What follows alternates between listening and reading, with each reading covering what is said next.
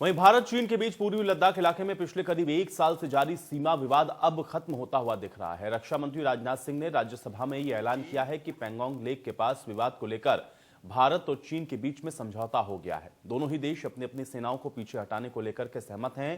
साथ ही अप्रैल 2020 से पहले की स्थिति को अब लागू किया जाएगा। इसके साथ ही बुधवार से इस प्रक्रिया को लागू करना शुरू भी कर दिया गया है।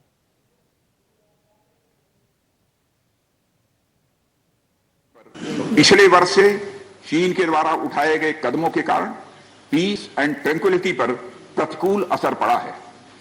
इसके फलस्वरूप चीन और भारत के संबंधों पर भी प्रभाव पड़ा है।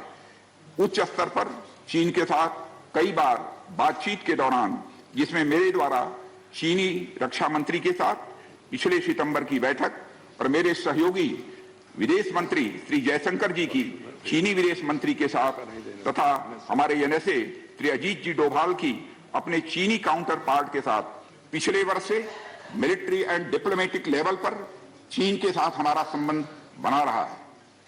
इस बातचीत में हमने चीन को यह बताया है कि 3 सिद्धांतों के आधार पर हम इस समस्या का समाधान चाहते हैं। फर्स्ट, दोनों पक्षों द्वारा एलएसी को माना जाए और उसका आदर किया जाए। दूसरा, किसी भी पक्ष द्वारा यूनिलेटरली स्टेटस को बदलने का प्रयास न किया जाए। तीसरा, सभी समझौतों का दोनों पक्षों द्वारा पूर्ण रूप से पालन किया जाए।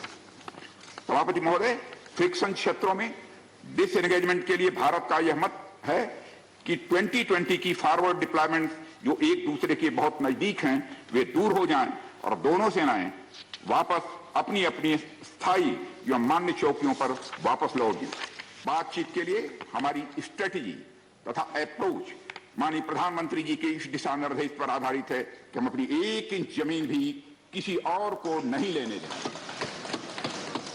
हमारे दृढ़ संकल्प का ही यह फल है कि हम समझौते की स्थिति पर पहुंच गए हैं। इन दिशा निर्देशों के दृष्टिगत सितंबर 2020 से लगातार मिलिट्री एंड डिप्लोमेटिक लेवल पर दोनों पक्षों में कई बार बातचीत हुई है कि इस डिसएंगेजमेंट का म्यूचुअली एक्सेप्टेबल तरीका निकाला जाए। अभी तक सीनियर कमांडर्स के स्तर पर 9 राउंड्स की बातचीत हो चुकी है। राजनयिक स्तर पर भी WMCC यानी working mechanism for consultation and coordination of India China border affair के तहत भी बैठकें होती रही। यह भी तय हुआ है कि दोनों पक्ष नॉर्थ बैंक पर अपनी सेना की गतिविधियां, जिसमें परंपरागत स्थानों की पेट्रोलिंग भी सम्मिलित है, को अस्थायी रूप से स्थगित रखेंगे। पेट्रोलिंग तभी शुरू की जाएगी जब सेना एवं राजनयिक स्तर पर यानी डिप्लोमेटिक लेवल पर आगे बातचीत करके समझौता बनेगा। समझौते पर कार्रवाई कल से नॉर्थ एंड साउथ बैंक पर प्रारंभ हो गई है। यह उम्मीद है इसके द्वारा पिछले साल के गतिरोध से पहले जैसी स्थिति बहाल हो जाएगी। सभापति महोदय, मैं इस सदन को आश्वस्त करना चाहता हूं कि इस बातचीत में हमने कुछ भी खोया नहीं है। सभापति महोदय, सदन को यह भी जानकारी देना चाहता हूं अभी भी एलएसी पर डिप्लॉयमेंट तथा पेट्रोलिंग के बारे में कुछ आउटस्टैंडिंग इश्यूज बचे हुए हैं। इन पर हमारा ध्यान आगे की बातचीत में रहेगा। दोनों पक्ष इस बात पर सहमत हैं कि बाइलेटरल एग्रीमेंट्स तथा प्रोटोकॉल के तहत पूर्ण डिसएंगेजमेंट जल्द से जल्द कर लिया जाए। अब तक की बातचीत के बाद चीन भी देश की संप्रभुता की रक्षा के हमारे संकल्प से पूरी तरह और अच्छी तरह अवगत है। हमारी यह भी अपेक्षा है कि चीन द्वारा हमारे साथ मिलकर बचे हुए मुद्दों को हल करने का पूरी गंभीरता के साथ प्रयास किया जाएगा। कि मेरे साथ संपूर्ण सदन हमारी आर्म्ड फोर्सेस की इस विषम एवं भीषण बर्फबारी की परिस्थितियों में भी शौर्य और वीरता के प्रदर्शन की भूरी भूरी प्रशंसा करे। और सभापति महोदय, मैं ये कहना चाहता हूं कि जिन शहीदों के शौर्य और पराक्रम की नींव पर यह डिसएंगेजमेंट आधारित है, उन्हें देश सदैव याद रखेगा।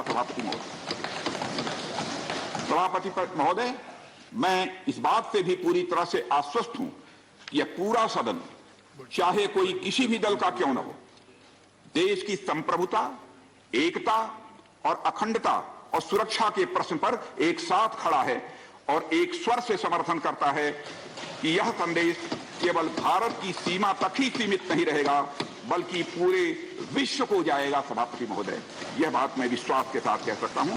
मुझे सदन को यह बताते हुए खुशी हो रही है कि हमारे इस अप्रोच तथा सस्टेन्ड टॉक्स के फलस्वरूप चीन के साथ पैंगोंग लेक के नॉर्थ एवं साउथ बैंक पर डिसएंगेजमेंट का समझौता हो गया है।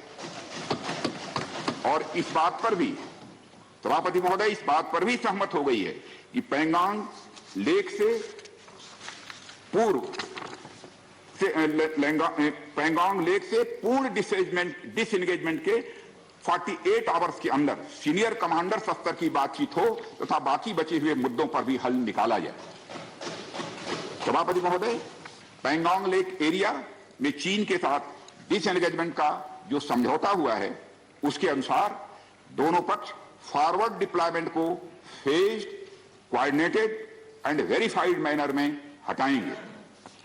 चीन अपनी सेना की टुकड़ियों को नॉर्थ बैंक में फिंगर 8 के पूरब की दिशा की तरफ रखेगा और इसी तरह भारत भी अपनी सेना की टुकड़ियों को फिंगर 3 के पास अपने permanent base Dhan Singh Thapa post पर रखेगा। तो राजनाथ सिंह को आप सुन रहे थे। बातचीत से ही समस्या का समाधान निकलेगा और एलएसी पर जवानों ने शौर्य, साहस और ताकत का परिचय दिया है और यही वजह है कि चीन और भारत के बीच में अब जो स्थितियां हैं वो पहले की तरह सामान्य होंगी और दोनों ही अपनी अपनी पोजीशन पर वापस जाएंगे। ये जानकारी राज्यसभा के अंदर रक्षा मंत्री राजनाथ सिंह की तरफ से